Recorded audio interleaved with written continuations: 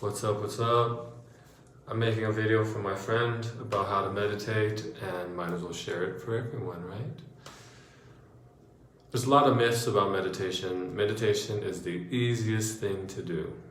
And when you get it wrong, that's actually really good. That's the beginning of what we call the practice. First of all, when you first meditate, you don't have to do formal meditation. You can just be in silence. That's honestly how I started before I even knew what meditating was. For some reason, I spent 8 months just sitting in silence. Like, I did everything I had to do, but I would just be at home and just not do anything. I wouldn't watch videos, I wouldn't listen to music, I wouldn't talk to people, I didn't do anything. And it was the greatest thing I ever did. So anytime you have free time, especially now with social media and us being overstimulated with videos and audio and commercials and everything, so billboards, pings, just when you have some free time, sometimes just don't do anything. And it's going to be boring, it's going to be even terrifying maybe, but just sit there and don't do anything. That's it. And that's preparing yourself for formal meditation. So anytime you just don't feel like meditating, you can just sit there in silence and just don't do anything. You could lay down, but you'll probably fall asleep. But you can sit in the couch and just sit there, So don't think you have to do formal meditation. Just sitting in silence is helping your mind not necessarily relax, but it's helping your mind see what's really there. It'll seem like you have more thoughts than you ever thought you did, but it's just because you're seeing what's really there. It's like a bowl of water. The bowl of water, if you're doing this, of course the water is going to be going like that, right? But imagine if you stop, it'll be even more violent. So that's why we're always doing this. We're moving with the water, with our mind's content. So when we stop, it seems even more crazy and intense and insane and just millions of thoughts. Let's say you're doing formal meditation, and there's so many types. You could sit in a chair. I can help people if they don't know how to do it. You sit in a chair like this, like a normal chair, don't sit in a couch or a lazy boy. And you want to put your butt in the front of the chair and just sit upright, and just relax. Don't be too tight, and then just put your hands on your thighs, and you could close your eyes or you can keep your eyes open. And the most basic, well, I wouldn't say basic, but the most common form of meditation is focusing on your breath. Focus on your belly moving, right? Just breathe naturally, of course, but I was exaggerating to make a point. But just focus on your belly moving in and out as you naturally breathe, and just focus on that movement. Focusing on movement is helpful. And that's the same reason why walking meditation is really, really, really good for beginners. In fact, it might even be better than this.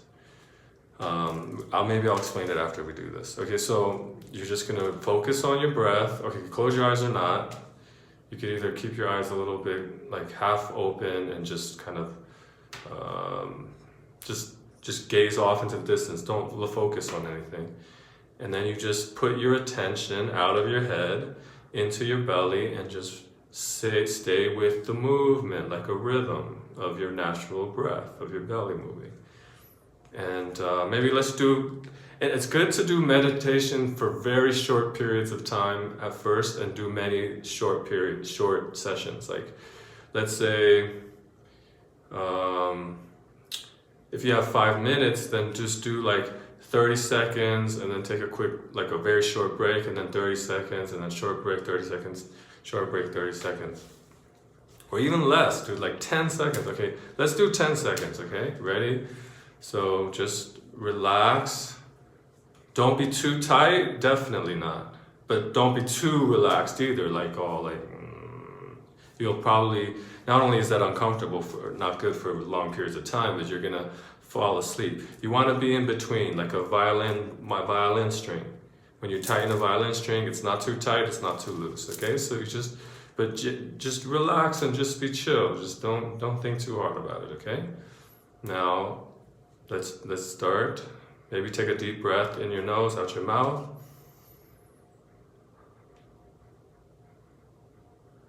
Okay, now let's start now, okay? Ready? Just focus on the natural breathing of your belly that's going up and down and moving, okay?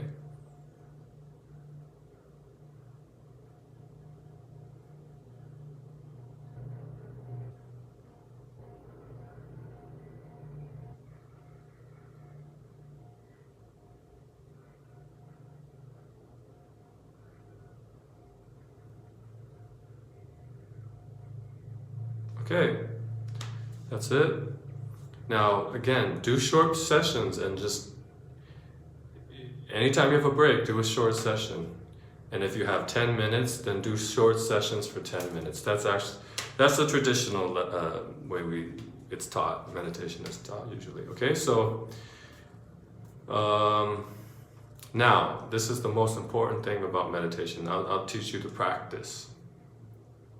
So what you're gonna do is you're gonna focus on your breath, let's say the belly moving, but inevitably you're gonna be distracted. You're going to not focus on your belly and you're gonna daydream, or you're just gonna be kind of sleepy and groggy and kind of out of it, and then whatever it is, whether it's either the lethargy side, where you're getting more cloudy, and lost, sleep, and once you get more and more lost, you get sleepy, okay?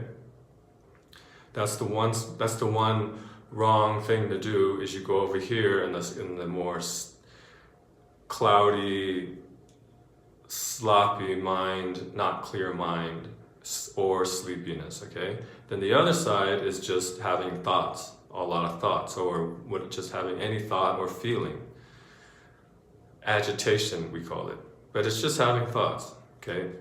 So regardless of which one distracts you, whether you're just out of it and then you're sitting and then you think, oh yeah, my breath, or you think, or you catch yourself in a thought where you're like, oh, I'm thinking about laundry right now, or I'm thinking about my ex-boyfriend, or I'm thinking about what I'm going to eat for dinner. Any of these, when you catch yourself, that is the practice. So this is so important. I'm going to say it again.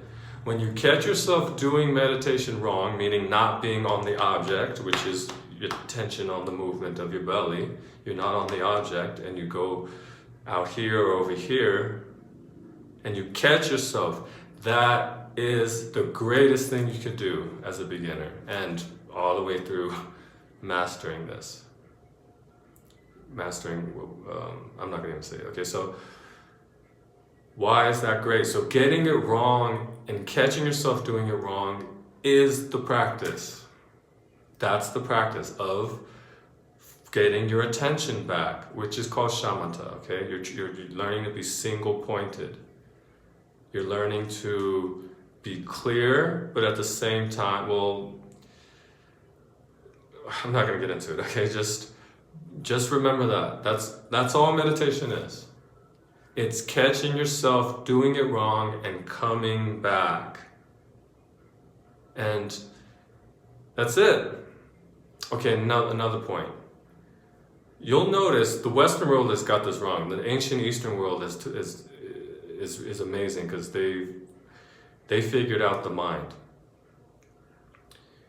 When you focus on something, like let's say you have a thought that's like, even like let's say a bad thought, any thought, but let's say it's a bad thought. A bad thought's coming, like you know, my ex-boyfriend was such an asshole to me or something, right? Or you think of some memory, it just comes up, right?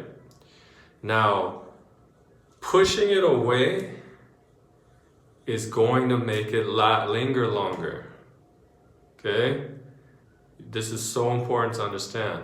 And so the practice also is so this is a distraction, right? You're getting distracted with a thought about your ex, or a vision, or whatever, or a feeling, whatever. Now the thing is, the practice also is not judging. It's training your mind to not be so judgmental, the ego, so that you can just be. Once you master this, right? So, ex-boyfriend, negative ex-boyfriend thought comes. You don't push it away. And if it's a good thought, you don't attach to it like, like something that comforts you. Let's say you're feeling weird and then you have this comforting thought and you hold on to it. That makes things linger too, obviously, because you're holding it. But pushing away also makes it linger. Okay? So you just don't judge it. You look at it objectively. Like, okay, negative thought. You can even label. That's one thing you can do. When something comes, you could just be like, I notice a negative thought. But you don't do anything more. You let it be. Let it do whatever it does. It might try to annoy you. Don't react. And guess what? If you don't react, it goes away. But if you do react, just like with people, right? When people are annoying you, if you start yelling at them, that's actually what they want. They want to fight with someone. They want to get some adrenaline or whatever it is. Addicted, drama, addicted to drama. But when you ignore them and literally just whatever, I already know how they are, whatever, no big deal. I'm going to just stay on my own, just focus on what I was doing. They're going to stop. Just like immature kids too, right?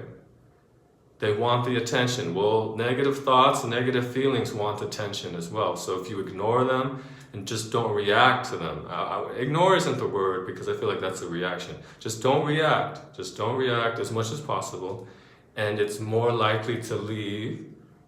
And then, once it leaves, you just go back. Or once you realize, oh, I'm thinking of this thought, but you don't think, oh, I did it wrong. Do not judge yourself like that. You can do that all day, every day in your normal life. But when you're meditating, you don't judge yourself.